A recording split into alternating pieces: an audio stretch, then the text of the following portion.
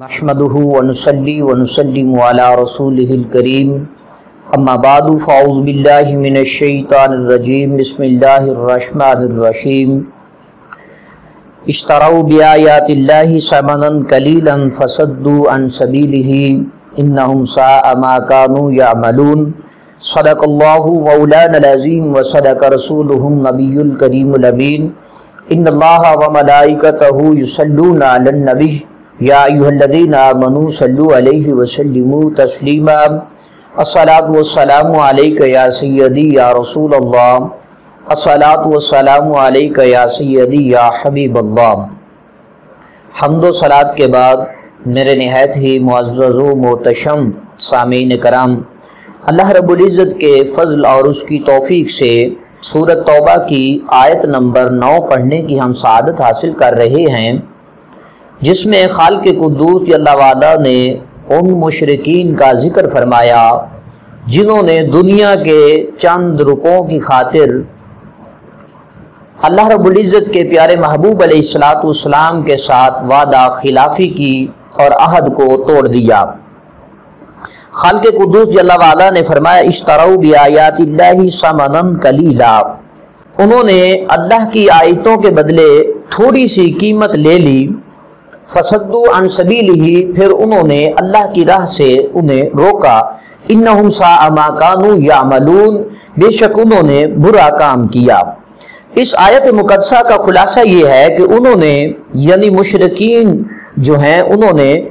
قرآن پاک کی آیات اور ان پر ایمان لانے کے بدلے دنیا کا تھوڑا سا مال لے لیا، اور ان کے اور رسول کریم صلی اللہ علیہ وآلہ وسلم کے مابین جو عہد تھا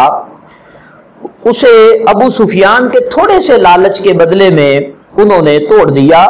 اور انہوں نے لوگوں کو اللہ تبارک و تعالیٰ کے دین میں داخل ہونے سے منع کیا۔ بے شک یہ شرک کر کے عہد شکنی کر کے لوگوں کو دین اسلام سے روک کر انہوں نے بہت برا عمل کیا جو اللہ تبارک و تعالیٰ کی بارگاہ میں ناپسندیدہ ترین عمل ہے۔ تو وہ دنیا کے چند روپوں کے لالچ میں آئے، ابو سفیان نے انہیں لالچ دیا تو رسول اللہ صلی اللہ علیہ وآلہ وسلم کے ساتھ کیے ہوئے اس عہد کو انہوں نے توڑ دیا۔ 10ویں آیت میں اللہ رب العزت نے فرمایا لا یرقبون فی مؤمن الا ولا ذمہ واولئک هم المعتدون،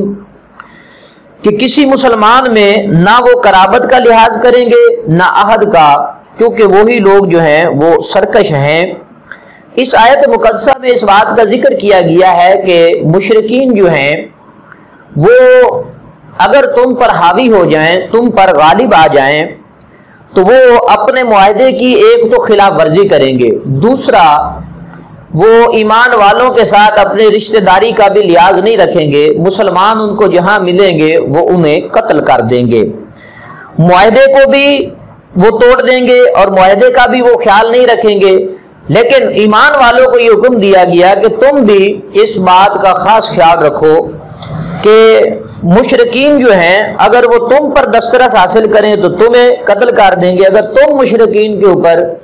دسترس حاصل کرو یعنی غالب آ جاؤ تو پھر تم بھی ان کا خیال نہ رکھو۔ اور یہی مشرک لوگ جو ہیں یہ عہد شکنی میں حد سے تجاوز کرنے والے ہیں۔ اللہ تبارک و تعالی ہمیں